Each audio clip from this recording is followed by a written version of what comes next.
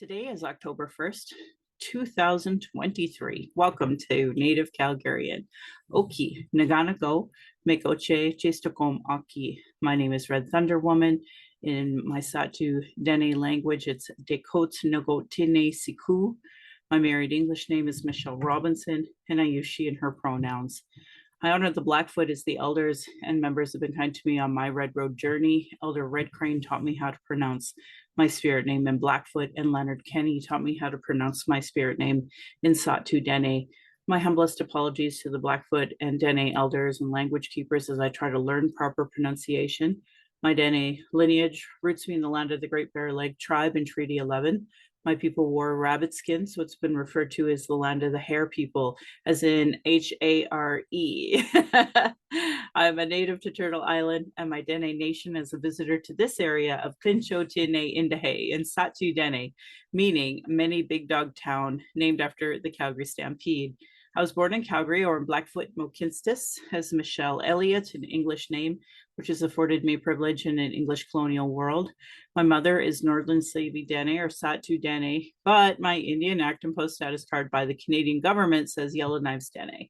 Through my father, I'm a daughter of the Mayflower and a daughter of the American Revolution, while having a Canadian Indian Act and Post status card, which is a colonial construct by Canadian policies meant to divide Indigenous peoples' inherent rights. Indigenous Two-Spirit, or the Indigenous 2S LGBTQ community, and Indigenous women are at the bottom of the Canadian socioeconomic ladder because of colonial trauma, imposed poverty, racism, gendered violence, and land theft.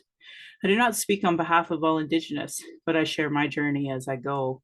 As a Dene woman who attempted to run and join harmful colonial parties, spent money to be at expensive conventions, left my home to travel to those conventions just to vote on incomplete policies that still allow for incarceration, a denial of justice, a denial of health services, racism, colonial trauma, and genocide of Indigenous and Black peoples, I have worked to continue reports to advocate for and attempt to work in these systems meant to harm me and my community. I think of all of this today, and I hope we honor the many Indigenous lives lost for the so-called country named Canada. I hope that you see your role in the importance of stopping harm as a citizen, see your role in reconciliation and as a treaty partner. Pride Month should never be 1 month. It's important to understand that the straight agenda and gendered violence was and is forced on these lands by Christian outsiders. And now we get more religions using their religion as an oppressive tool. Land acknowledgements are critical for creating a safer space for Indigenous, as well as honoring the host as a guest and acknowledging your role as a treaty partner in a so-called time of reconciliation.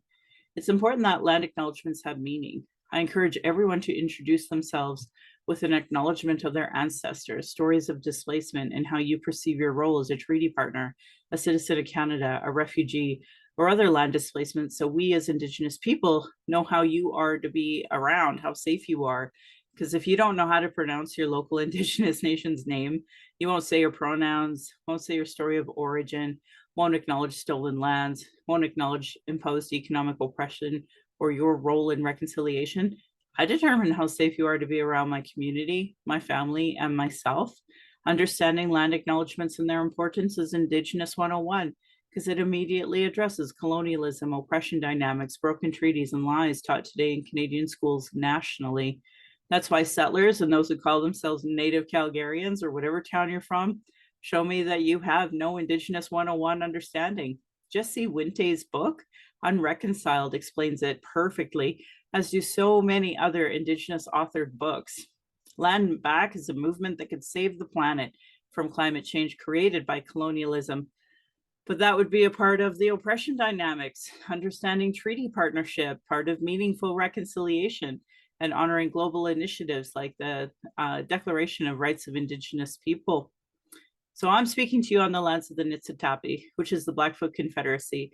The Blackfoot south of the imposed US-Canadian border are the Blackfeet. North of the border are the Siksika, Kainai, and Bagani of the Confederacy.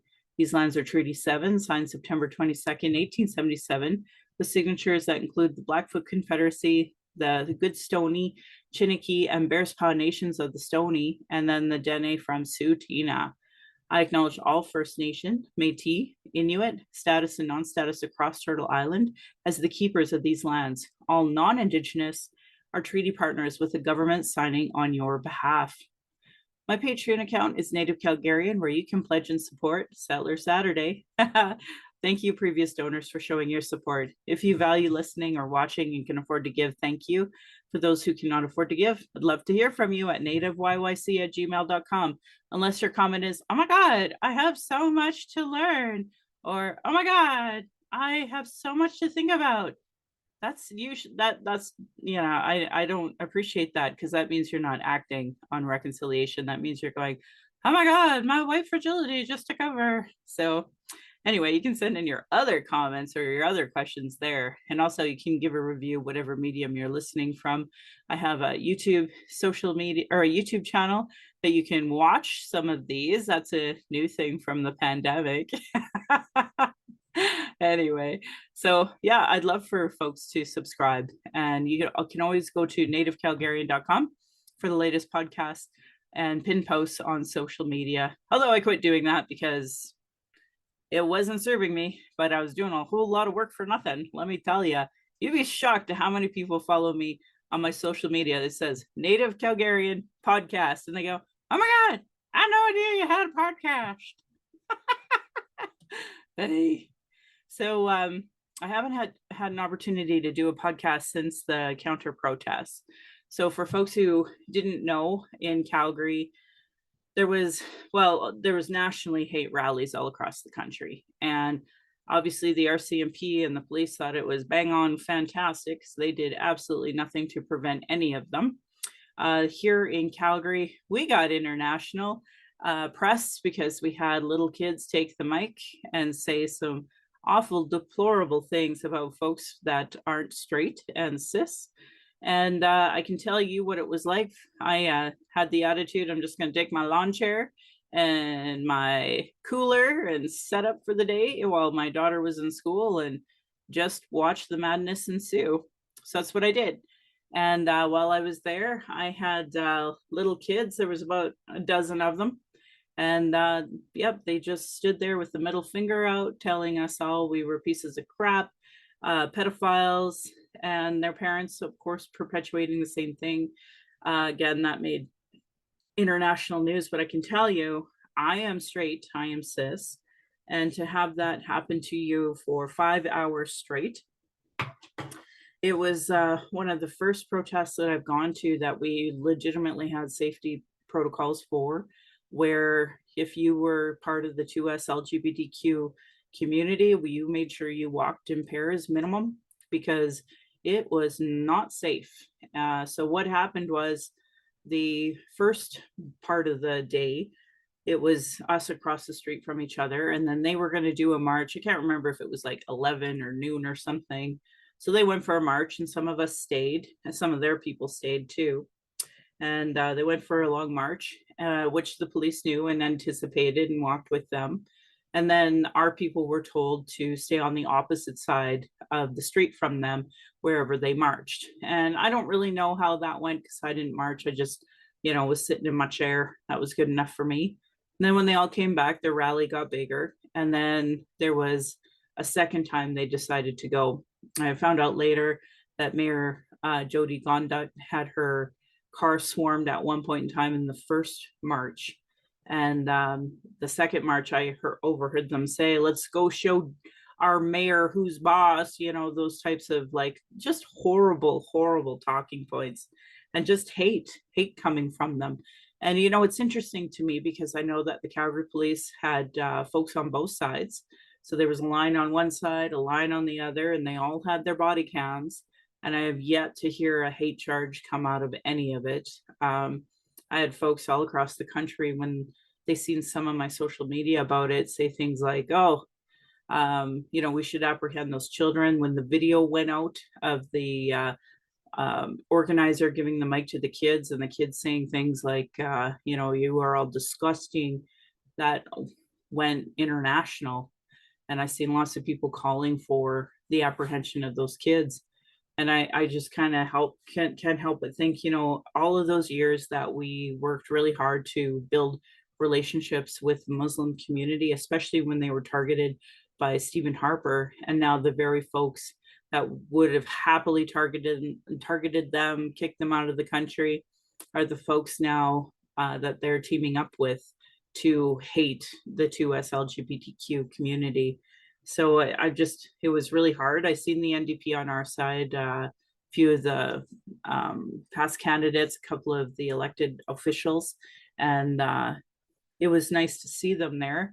But again, they had an opportunity for the 4 years that they were in office, and they chose not to do more on hate crimes, etc.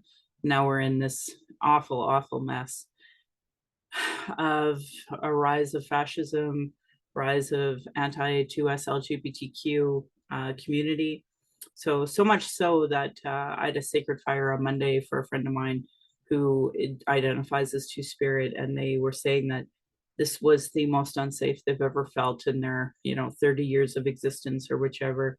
And I don't have the right to say when has been a safer time. I mean, I remember going to Boys Town and feeling pretty confident if we didn't get gay bashed, we would have a bomb go off or something, because it was that gross then.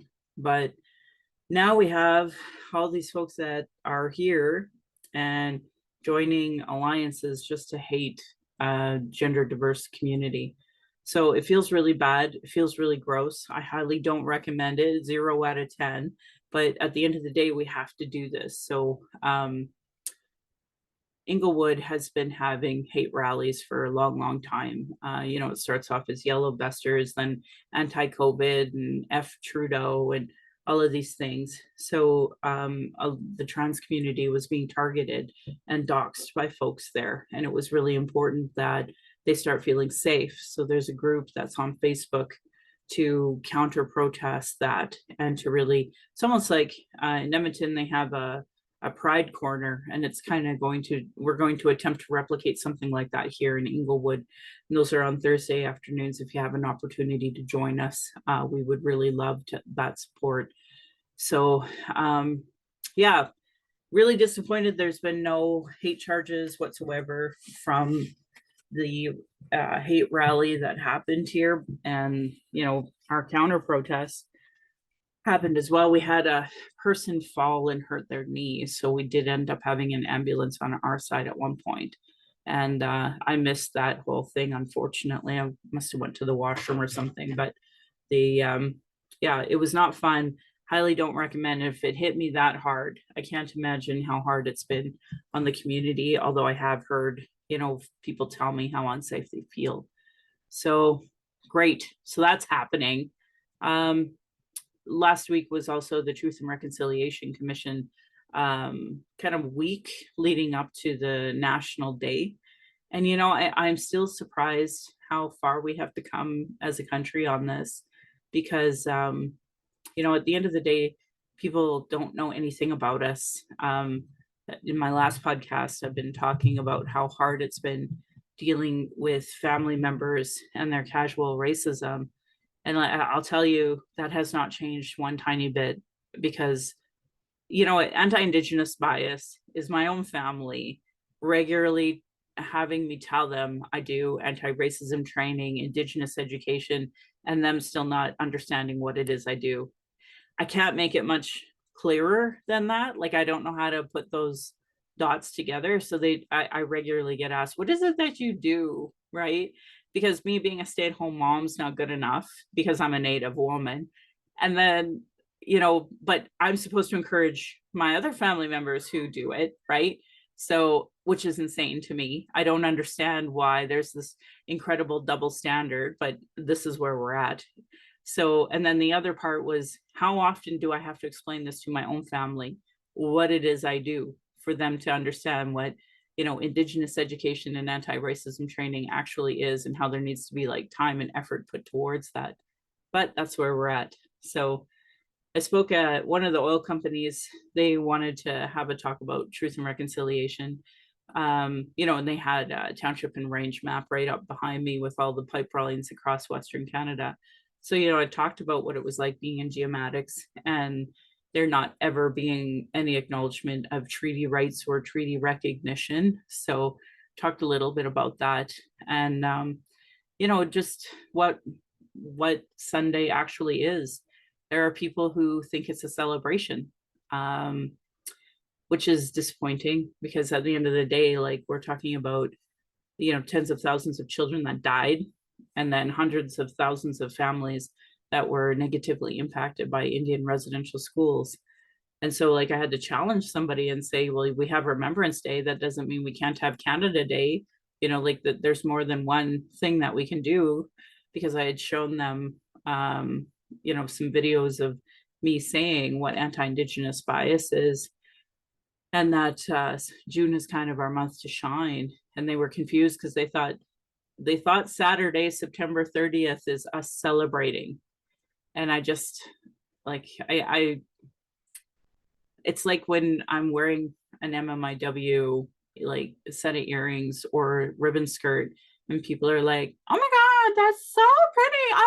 I just can't believe how beautiful it is. And it's like, it's literally to symbolize the thousands of Indigenous women that fucking died so that you can be a proud Canadian.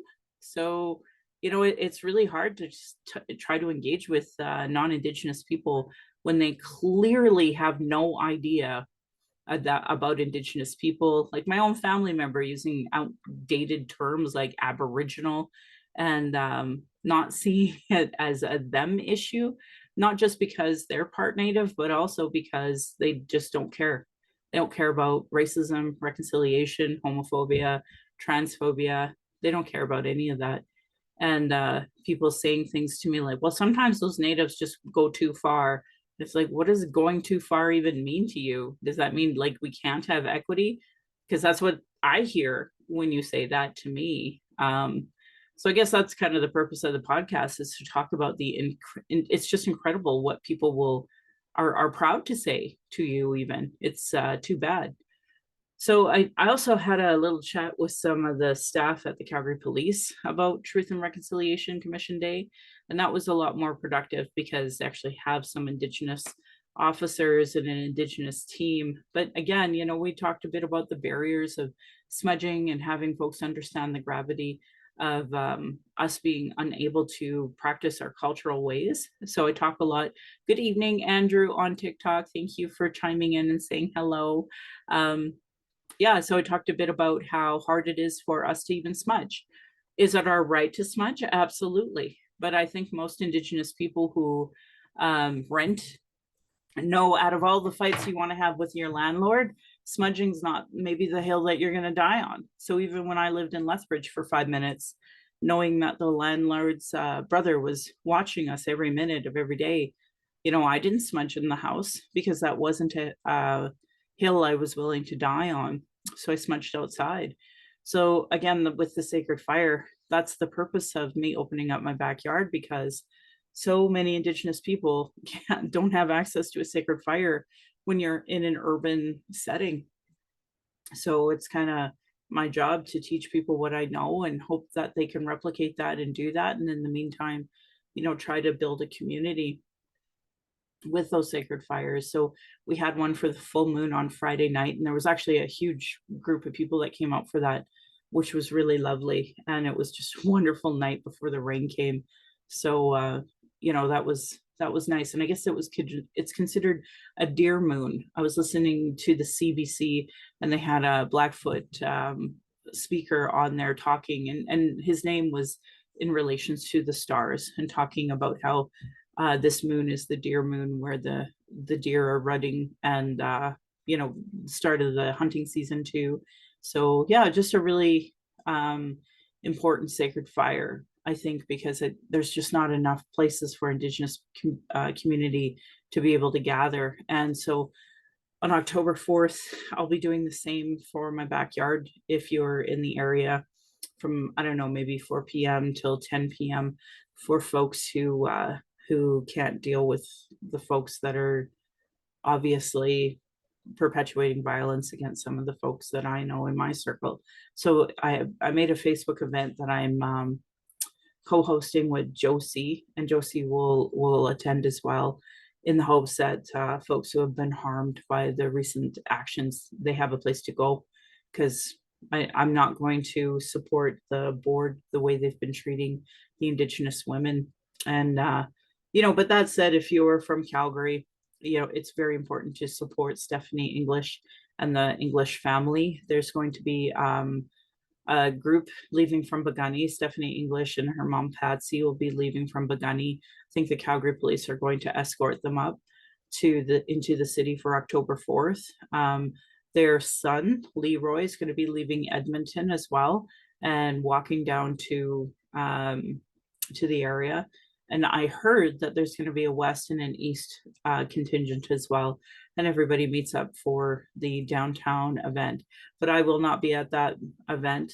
I changed even my LinkedIn from the MMIW co-chair ending in April, because that was when the switch and changes in the board happened and our memberships were rejected. So, and the elders never did approach me. So it's sad for folks who want to know more about that. We've been talking about it on the Reclaim Awaton Facebook page.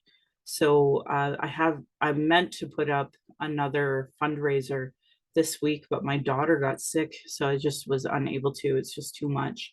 And so I'm hoping that tomorrow I'll be able to put up another fundraiser on Reclaim Awaton, in hopes that we can raise enough funds to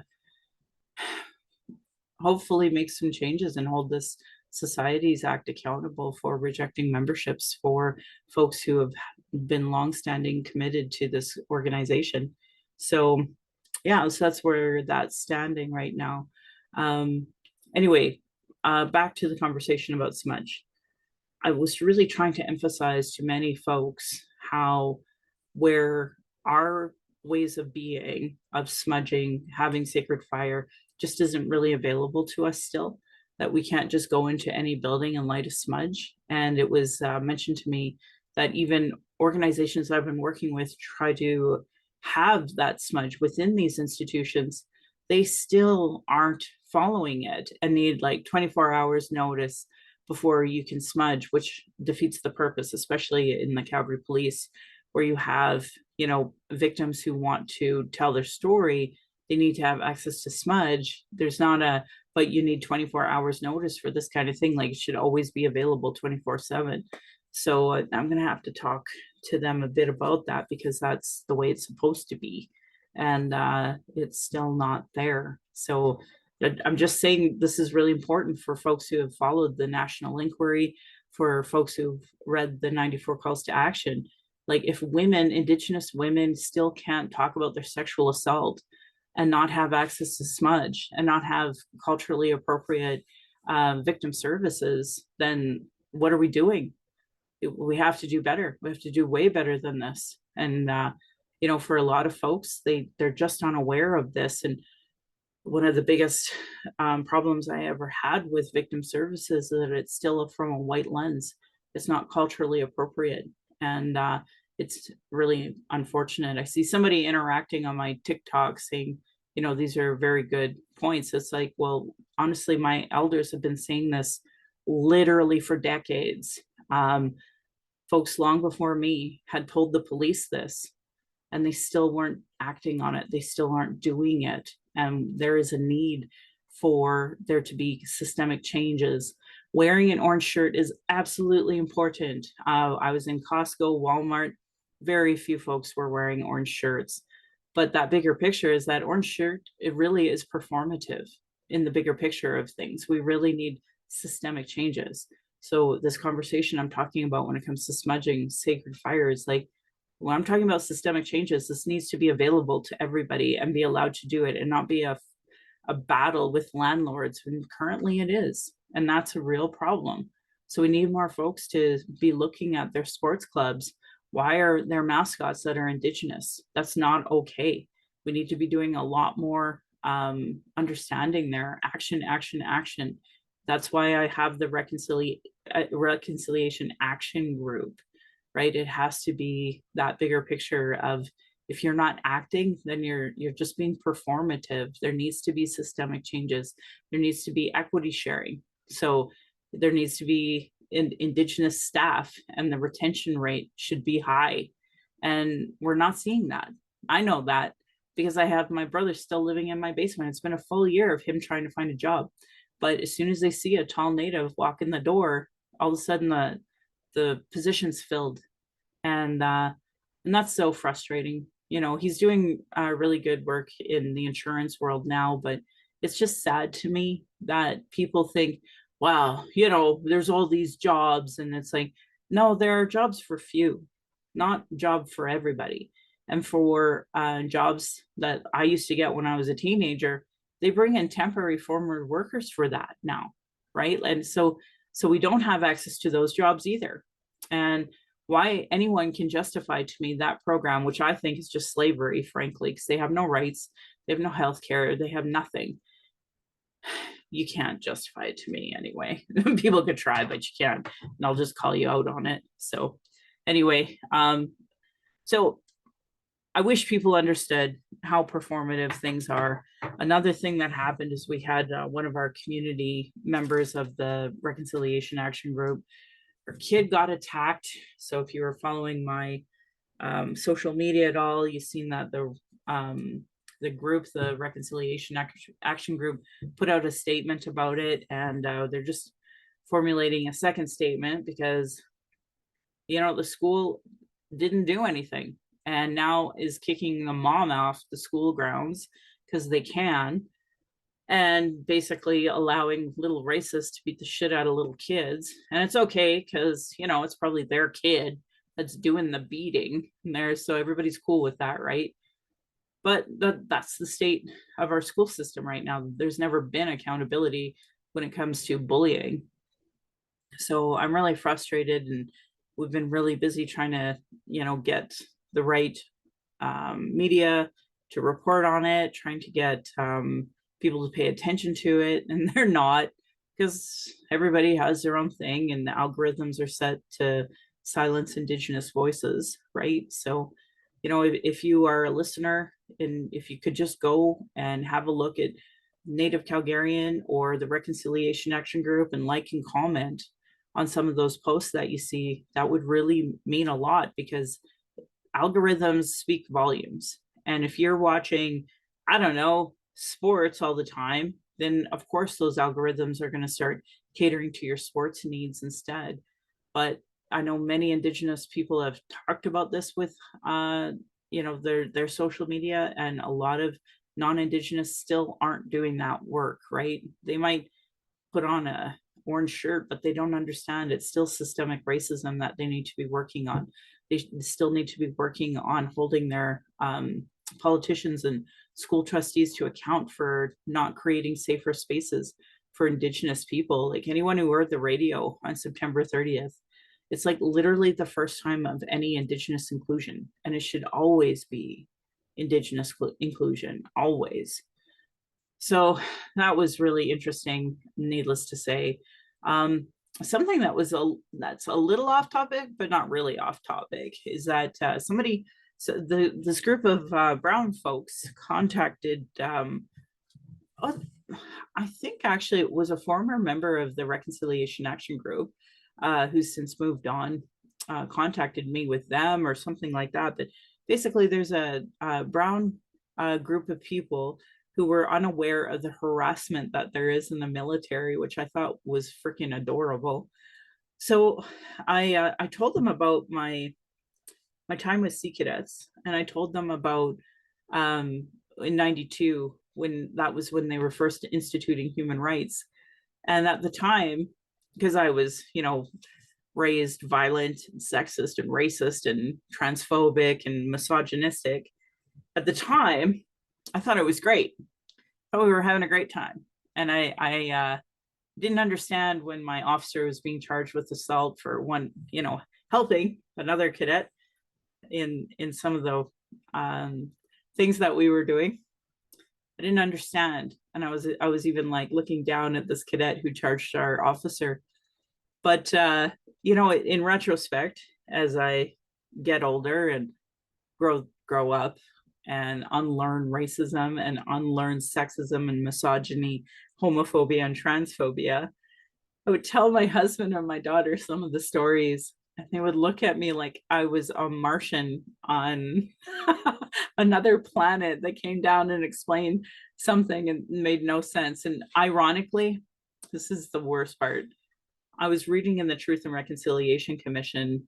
So like I know a lot of you have like read this small little book that has the 94 calls to action. Go to me, oh my God, Michelle, I still read the 94 calls to action. And I'm like, yeah, right.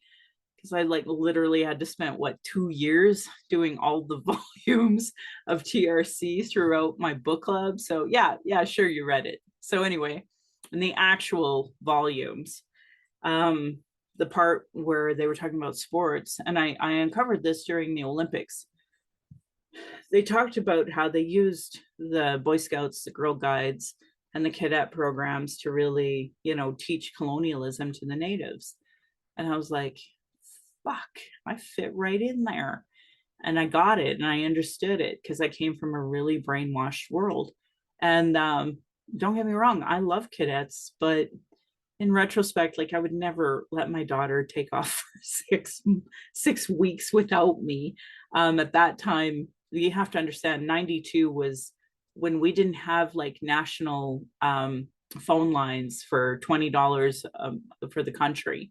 It was expensive for me to call home. So by the end of my 6 weeks, when I was trying to call home collect, they were starting to reject my phone call because I was homesick and I was lonely, and there wasn't a way to really connect with family at that time.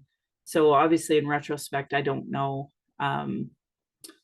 if I could never send my daughter there. But anyway, and I see the alumni to this day mistreat the younger cadets like, you're not very tough. You young kids have it so easy.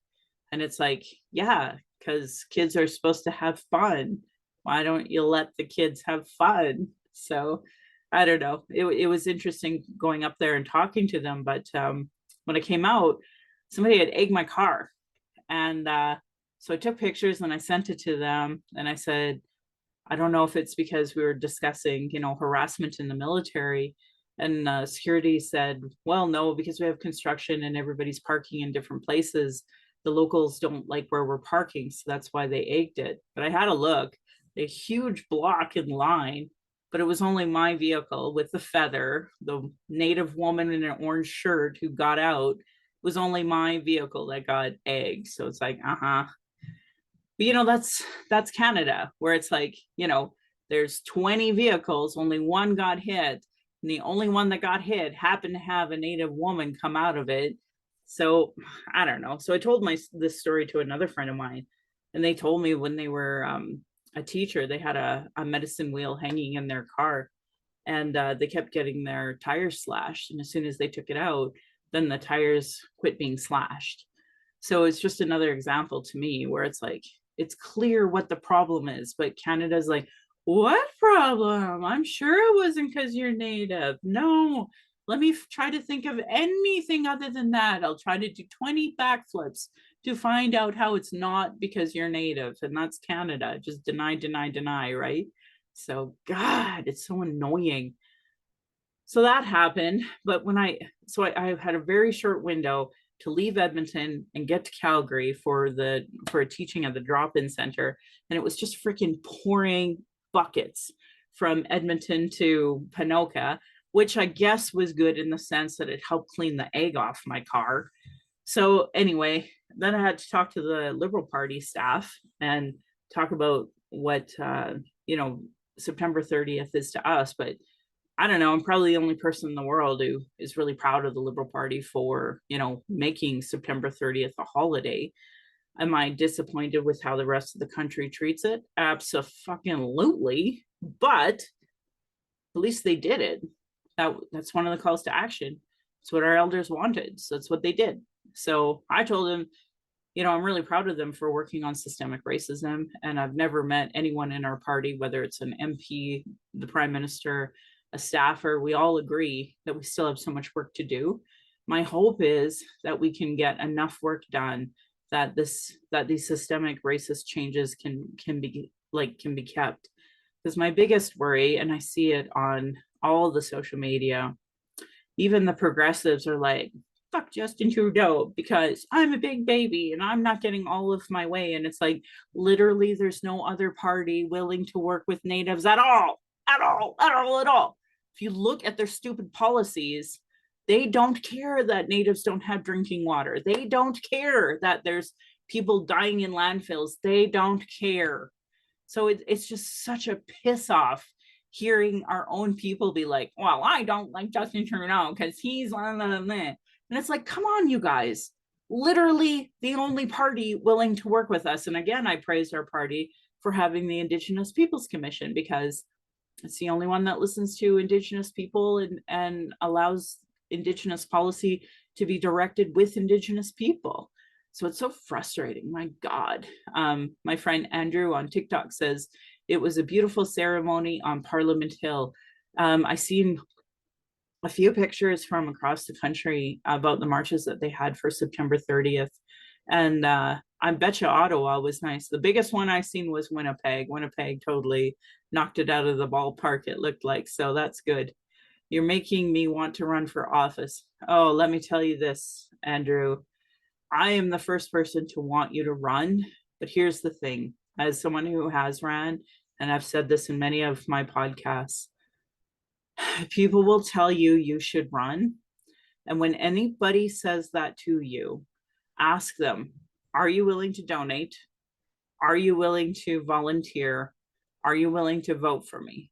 Are you willing to endorse me? Because it's easy for me to say, Andrew, will you please run for us? Because I want you to run. And I mean, I really do. But as somebody who has ran and heard those words from people, it killed me when I ran and they didn't show up. So I didn't have them volunteer. They didn't donate. They didn't endorse me, right? Like when people ask you, like ask them back right away, how much are you willing to donate to my campaign? How many hours are you willing to do it? Because that stuff matters. So I know you're asking if you can jump in for a minute, but the only problem I have with that is that I'm not savvy enough to figure this out because I am doing a TikTok right now and it is live, and on TikTok it's live, but on my podcast it won't be. It'll be edited tomorrow. So otherwise I'd try to figure out how to put us together. My biggest thing that I'm watching on my live TikTok right now is to make sure I don't bring in some of those awful trolls, because as soon as the trolls come in, I'll have to shut down the TikTok because they're just, I don't know how to manage that right now. It's a lot, right? Because I was saying to folks in one of my teachings that, you know, there's no infrastructure for me, right? I have to learn on the fly with all of these apps and such.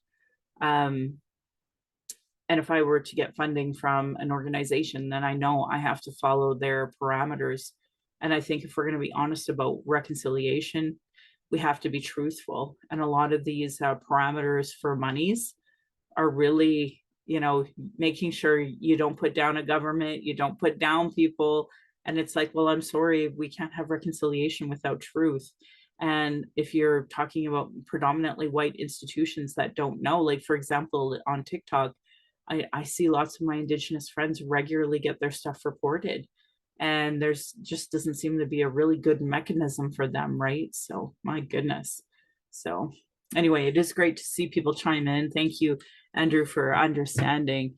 And I'm glad you heard me about what I had to say about running.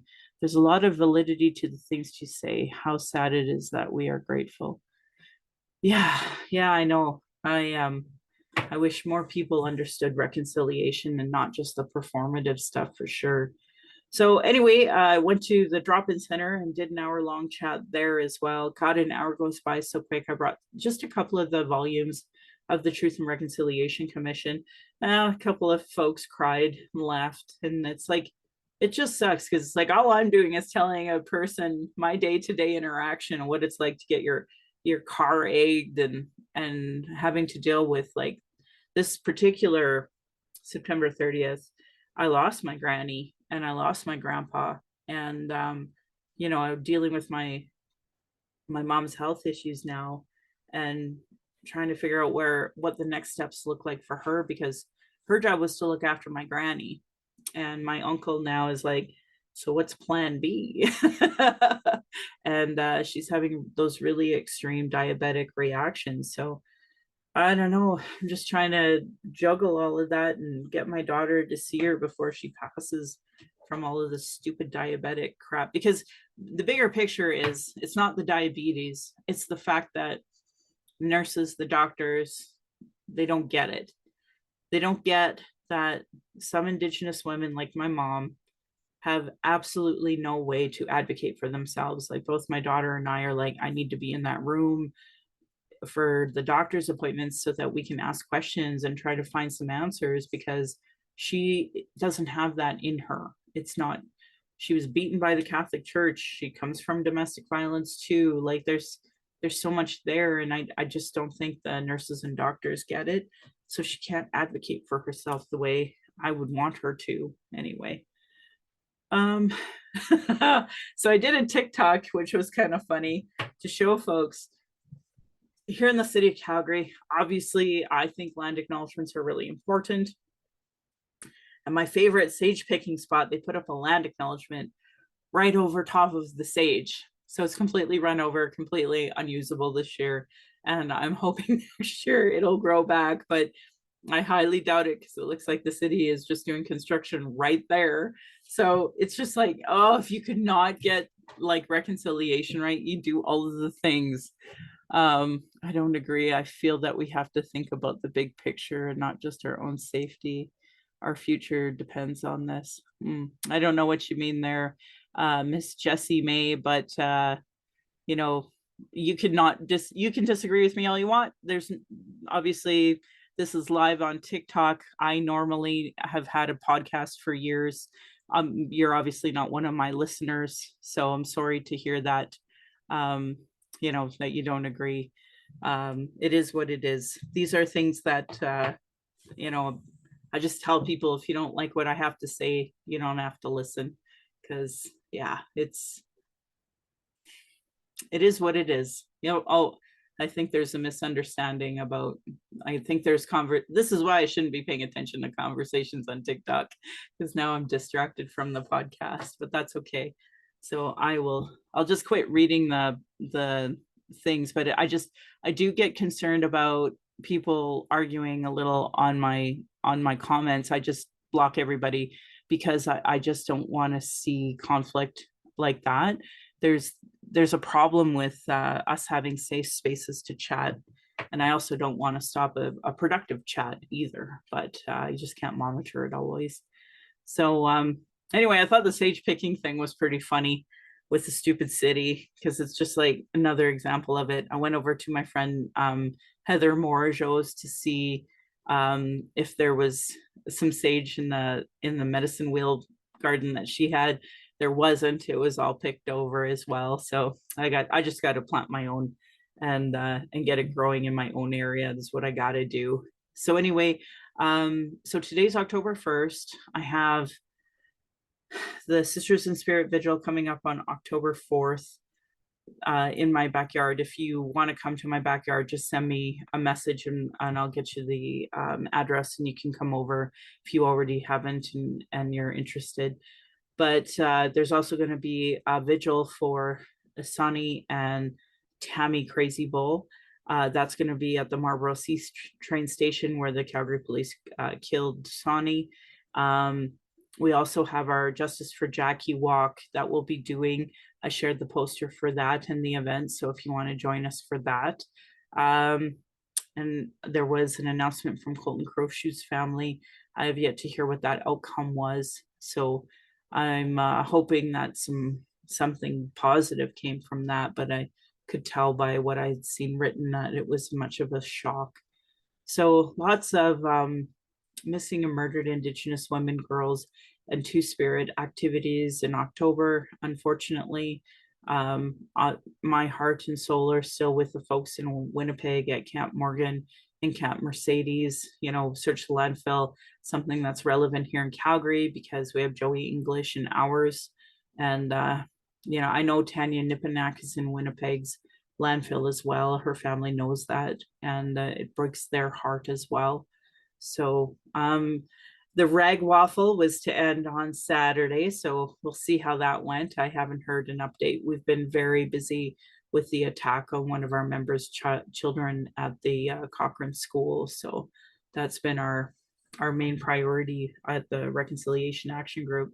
So kind of back to that bigger picture of September 30th, for folks who are still wondering what to do, if you don't have a Reconciliation Action Group in your city, which I know you don't, there's only one in Calgary, you can join a reconciliation committee. You can do that work together of, creating reconciliation, because there's a school mascot somewhere that needs to change. There's a school name that somewhere that needs to change. There's policing protocols that need to change.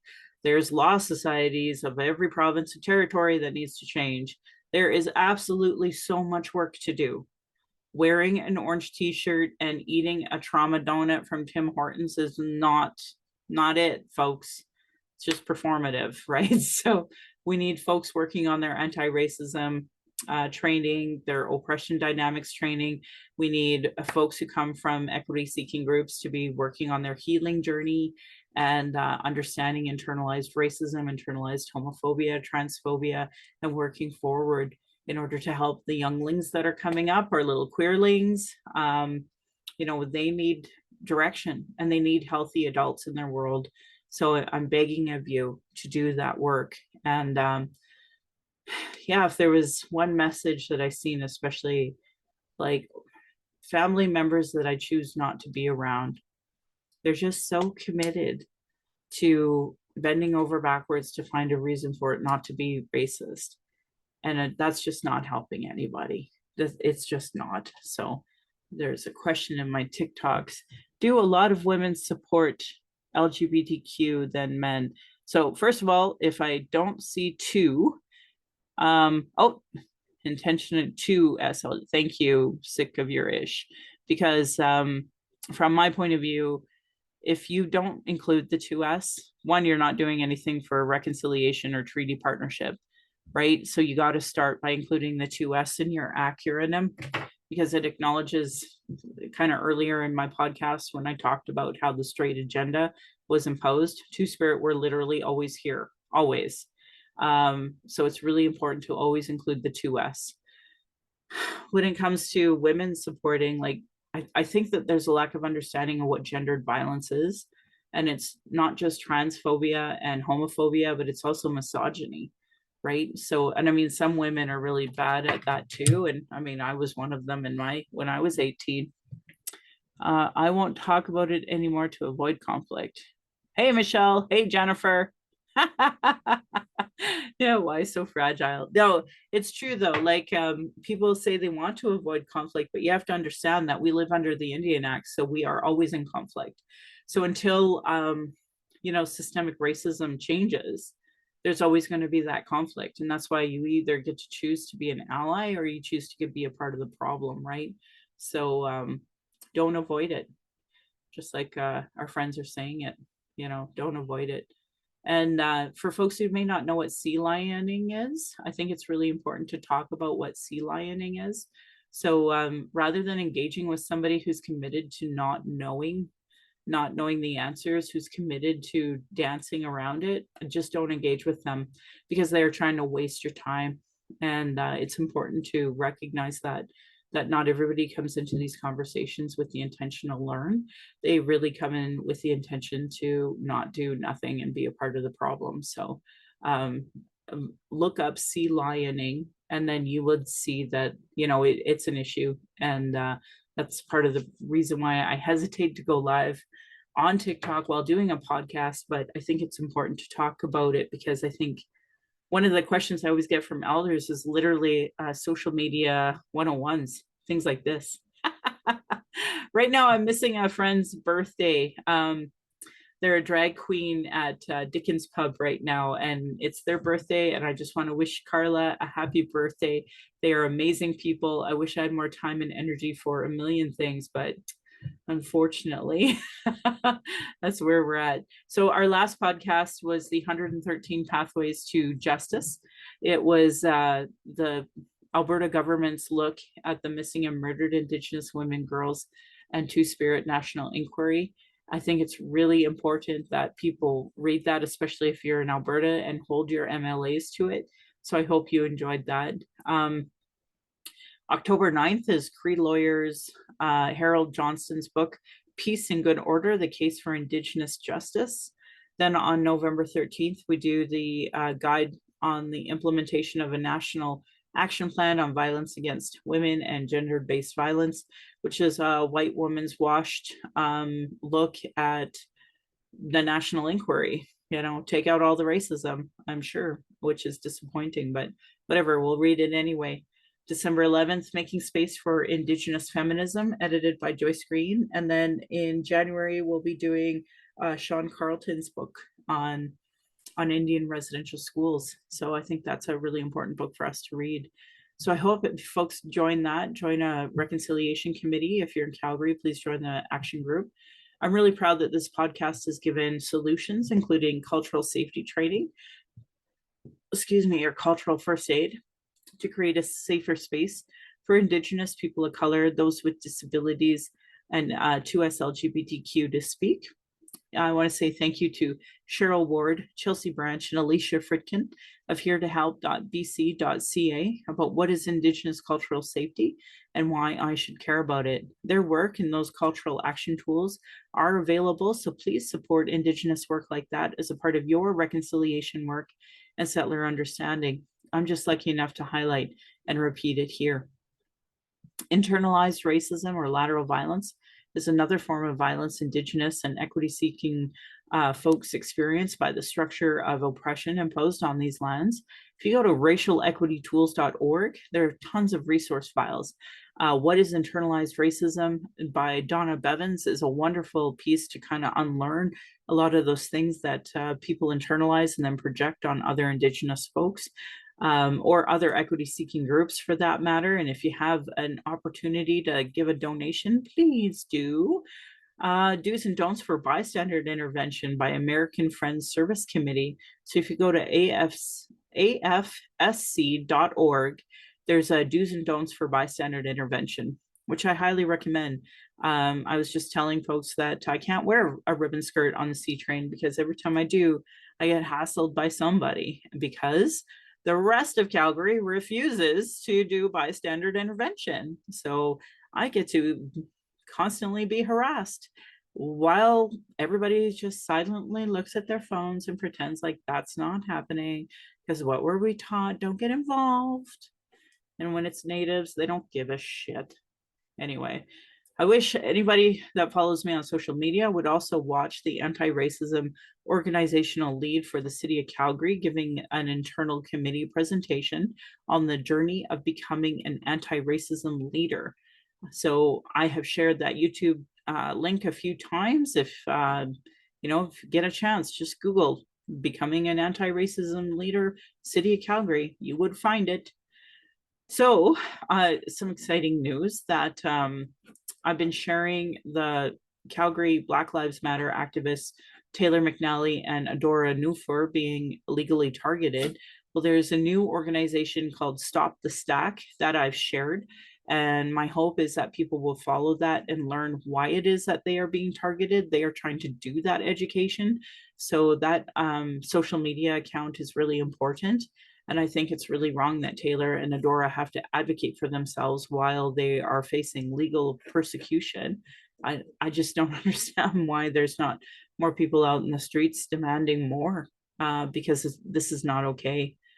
Anyway, Indigenous have been talking about our issues, sharing our traumas and reports, commissions, public hearings this week with groups of people, just so it can be regularly disregarded. No more. Honor our words, honor the treaties, listen to politicians in their policies and platforms.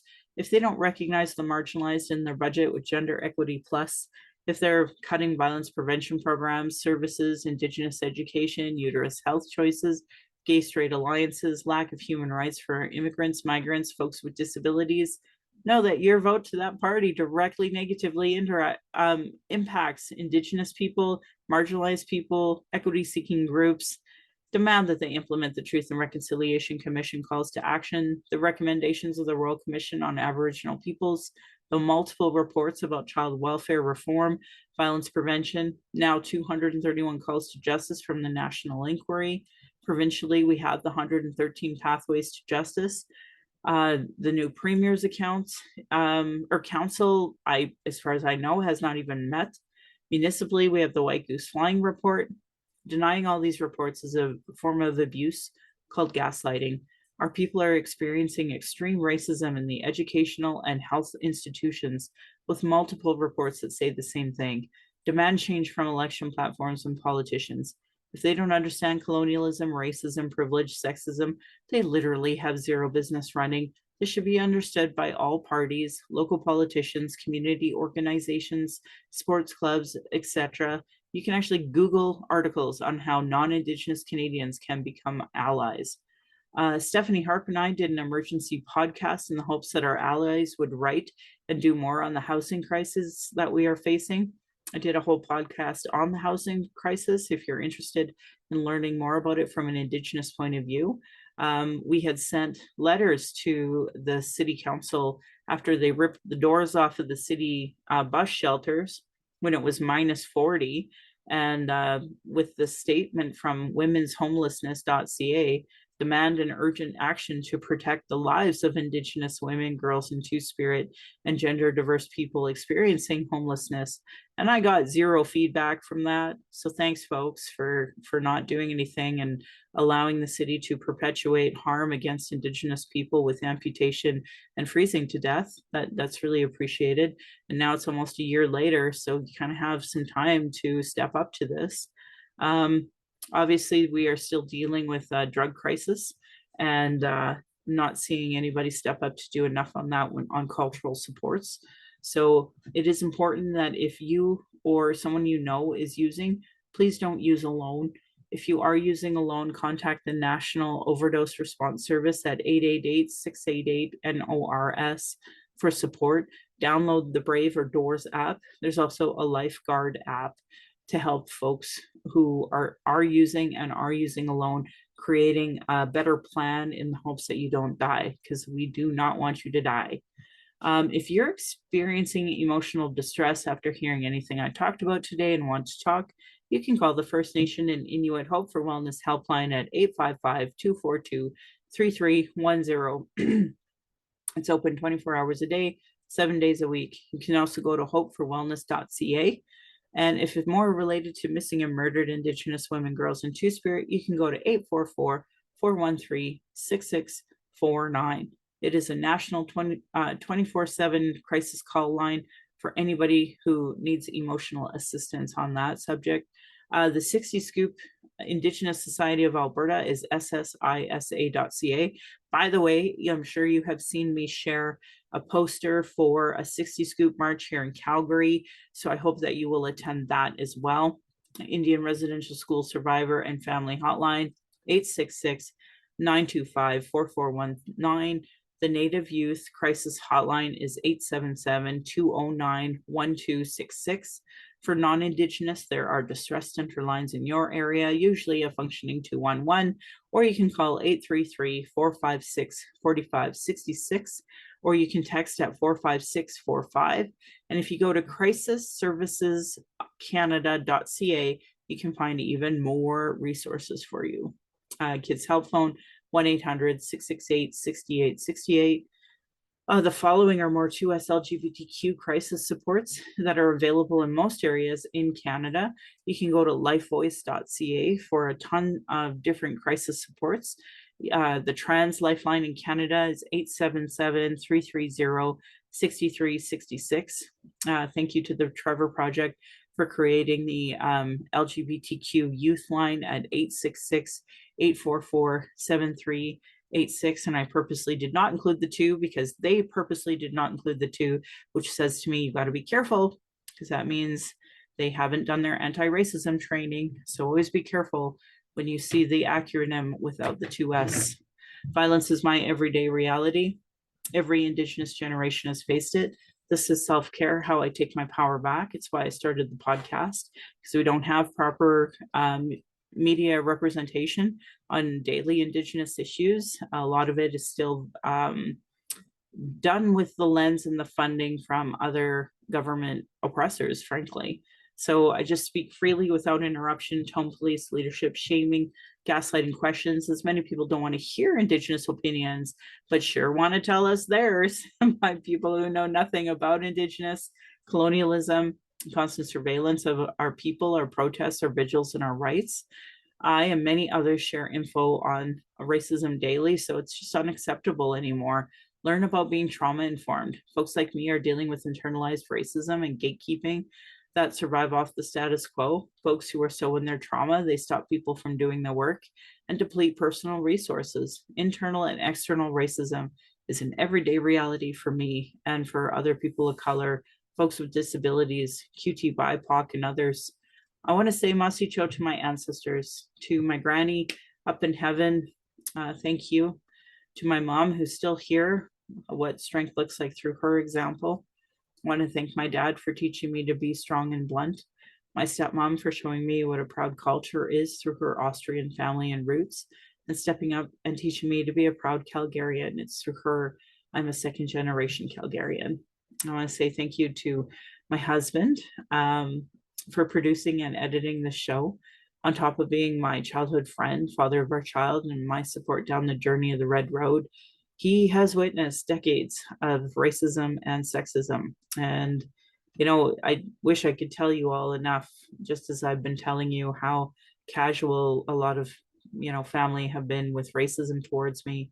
He has absolutely supported me through that and has said, if they can't accept you, they can't accept all of us. And it's been really wonderful, but it's sad that people would rather not have us in their life than deal with racism. So that is my reality, though.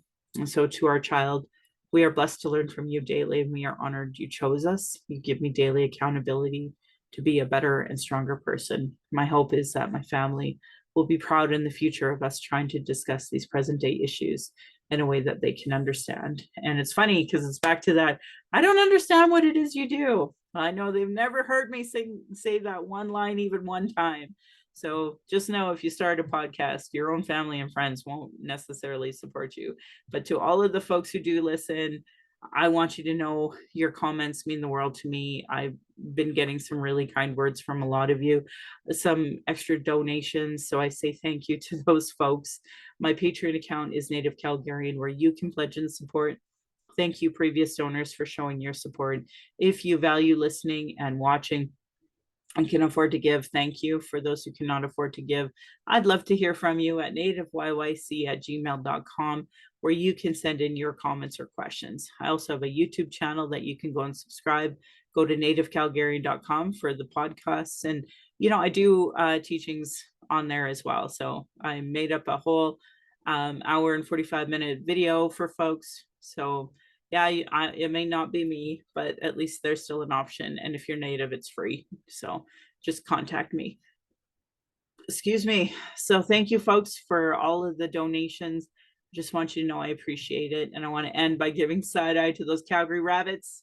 You're lucky I'm not your dish.